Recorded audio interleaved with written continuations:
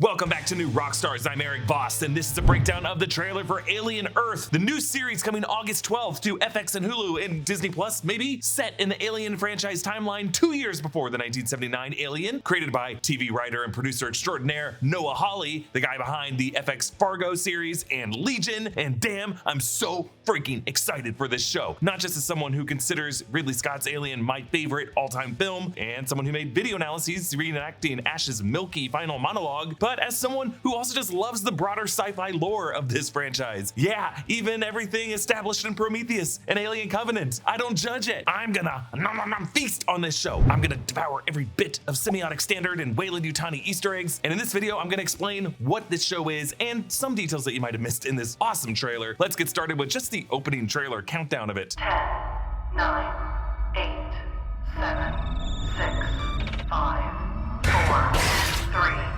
2, 1. Whoa! So this is kind of a preview to some of the big moments that we see in the trailer ahead. But in addition to this being kind of the meta countdown to the trailer itself, I think it also serves as a kind of countdown to impact as this spacecraft, the USCSS Maginot, crashes into Earth at Prodigy City. Now the name Maginot likely comes from the Maginot Line, named after the French Minister of War, André Maginot, the line of concrete fortifications and obstacles and weapons installations built by France in the 1930s to try to deter invasion by Nazi Germany. This actually resulted in Germany instead invading France after going through countries like Netherlands and Belgium. So the Maginot Line has since become a metaphor for expensive efforts that offer a false sense of security. And I think it is that false sense of security that the people of Earth have arrogantly assumed they have had from these nightmares in space. The USCSS Maginot is an exploratory spacecraft operated by the Weyland-Yutani Corporation, but it crashes into Prodigy City. And the Prodigy Corporation is another major conglomerate on Earth, and it has a logo of this stuffed bear, which is likely the source of its Peter Pan motif. And in addition to Weyland-Yutani and Prodigy, the series is going to establish other mega corporations on Earth as Lynch, Dynamic, and Threshold. So there were 6 when Weyland and Yutani were separate companies. Now there are 5. Until now, xenomorphs have not touched down on planet Earth in any of the canonical Alien films. I'm excluding Alien vs. Predator and Alien vs. Predator Requiem. The closest we've gotten was Alien Resurrection, which takes place in Earth's orbit that ends in a different kind of crash on the planet's surface. This story is set in the year 2120, 16 years after the events of 2017's Alien's Covenant, and 2 years before the events of 1979's Alien, which of course followed the original crew of the Nostromo that included Ripley. Now, this show is going to explain how Weyland-Yutani was even more evil for having the Nostromo redirect its course like that. They already went through something even worse back on Earth. This opening clip shows the alarms blaring on the Maginot, the empty dining area, and empty command module with a similar design as Mother from the Nostromo, and a screen with a scrolling green text on black like in the 1979 film. We also see a face hugger leaping off a desk and seemingly latching on to Wendy's face, and then the Maginot crashes into Prodigy City. We see a red-lit xenomorph breaking in through the glass into a room that seems like the Mother room. What is this thing gonna do with those controls, I wonder? The log line of the show is, when a space vessel crash lands on Earth, a young woman and a ragtag group of tactical soldiers make a discovery that puts them face to face with the planet's biggest threat. The cast includes Sydney Chandler as Wendy, a hybrid with a human consciousness of a young girl transferred into a synthetic body, Timothy Oliphant as Kirsch, Wendy's synthetic mentor and trainer, Alex Lothar as CJ, aka Hermit, a soldier, and yes, this is Nemec from Star Wars Andor. We love this guy. Samuel Blanken plays Boy Cavalier, a CEO, I think, of Prodigy Corporation. Essie Davis plays Dame Sylvia. Ardash Gurav plays Slightly. Kit Young as Toodles. David Riesdahl as Arthur. Babu Sise plays Moro, someone who seemed to be a member of the crew of the USCSS Maginot with his cat Rascal. We do see him in this trailer, but he's wearing a Prodigy uniform. I'm not sure, but in March, they did release the promotional cat cam video that followed Rascal around the Maginot before it crashed. In that video, we do see Moro sleeping in a cryopod. Maybe that's how he survived, and then they just gave him some new clothes to put on. Also in this cast, Jonathan Ajayi plays Smee, and Arana James plays Curly. Lily Newmark plays Nibs. DM Camille plays Siberian, and Adrian Edmondson as Atom Ians. There's some other recurring characters, but those seem to be the central ones. So the trailer takes us to Neverland Research Island in the year 2120. I'm wondering if this is an artificial island built by Prodigy, because it seems too good to be true, right? An obvious reference to Neverland Neverland from J.M. Barrie's Peter Pan, a place where the young can go to never grow old. This girl, Wendy, is brought in by Dame Sylvia to the CEO of this company, Boy Cavalier. These names are insane and culty, and I love it. And Boy probably thinks of himself as the boyish Peter Pan of this operation. This girl has a larger head than normal, who probably suffers from some kind of terminal illness, but is electing to go into a procedure to displace her consciousness from her dying flesh body into a synthetic, making her a hybrid. I assume this synthetic is one of the first artificial persons with bodies that didn't look like the Michael Fassbender David, because in Prometheus and Alien Covenant, it was established that the Davids were the appearance of all robots up until that point. But between Covenant and Alien 1979, artificial persons began to take on different appearances, so that the Nostromo crew didn't even know Ash was a synthetic. Yes, with a name like Wendy, the idea here is that this girl can go to Neverland and never grow old. The way she holds hands with her synthetic body during the mind transfer process recalls the kids holding hands as they fly away from London, and the girl holds a flower like she's already in a casket. In Prodigy City, this puddle ripples as the Maginot approaches, but in that reflection appear to be some bald soldiers that look like they might be carrying the same type of weapons used by the colonial marines and aliens. The Maginot crashes into the buildings. It is a huge crash given the size of the spacecraft. One actually wonders if Weyland-Yutani might have caused it to crash in the city of their corporate rival as some kind of like sabotage. Boy Cavalier, though, thinks he is ahead of Weyland-Yutani because he wants to steal whatever is on that ship of his rival corporation. Wendy offers to go with Timothy Oliphant as Kirsch, a synthetic, considering both of them as expendable. The rest of the search party includes some other Peter Pan named characters who might be hybrids like she is. Slightly, Toodles, Curly, and Nibs are all the names of lost boys from Peter Pan, and Smee, of course, is Captain Hook's first mate. Thank you to BetterHelp for sponsoring this video. A good therapist helps you see that you're not behind in life, you're simply on your own unique timeline. They can help you recognize that your identity isn't fixed by some arbitrary deadline, but constantly evolving as you grow. This perspective shift alone can be so beneficial. BetterHelp makes starting therapy easy. Just head to betterhelp.com/newrockstars, fill out a questionnaire, and you will match with a therapist in as little as a couple days. With over 7,000 reviews and a 4.5 rating on Trustpilot, BetterHelp is a platform you can trust. Click the link in the description, scan the QR code, or go to betterhelp.com/newrockstars and get 10% off your first month of therapy. Morrow confirms,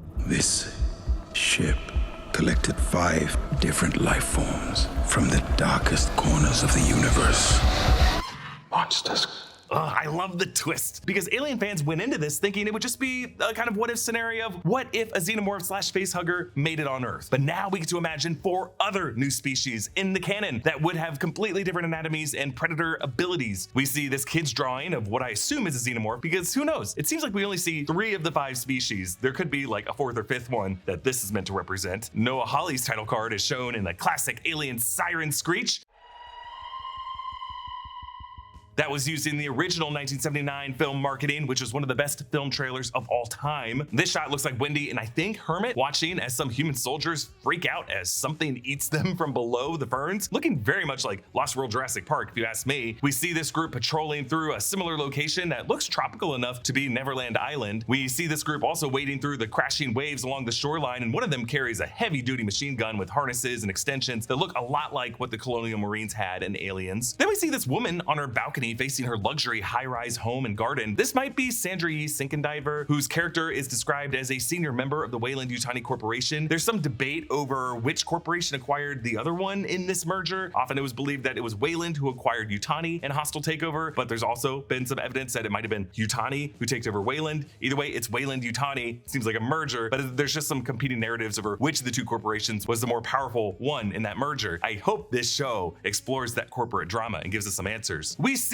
a genetic test subject of a sheep. At first I was like, is this a goat? Is this Severance? Either way, I'm into it. We later see this poor Dolly has probes in a device labeled Prodigy Corporation. This, plus that scorpion that we saw earlier, it seems like they're just doing a lot of testing on animals. Then we see some specimens carted in, maybe whatever Wendy's group got from the Maginot. And in these tanks, I'm pretty sure these are chest bursters. You can see their little claws folded up. And if they are chest bursters, it would mean that they were facehuggers who had already latched onto human faces and then burst out of their chests, but were captured and contained before before they could grow into adult xenomorphs, but it could just be these people don't know that they grow after this, and they are bringing in things that will become xenomorphs into their lab. We also see a new life form that looks like an inverted tulip. This might be the cocoon that we saw earlier, or it could be the creature that we see on the computer screen in the next shot, a squid-like creature described this way in the text on screen. Tentacle system that can grow or retract at will. The tentacles carry extraordinary strength and are built to cling into and dislodge the eyes of other living organisms. Once replaced in the eye socket, T. ocellatus, which is what they're calling it, takes over the ocular pathways to the brain, overriding the neurotransmissions throughout the body. More study needed to gauge inherent intelligence, though T. ocellatus has shown remarkable problem-solving skills at a near human measure. A complete surprise. Species E4 has even given the tentative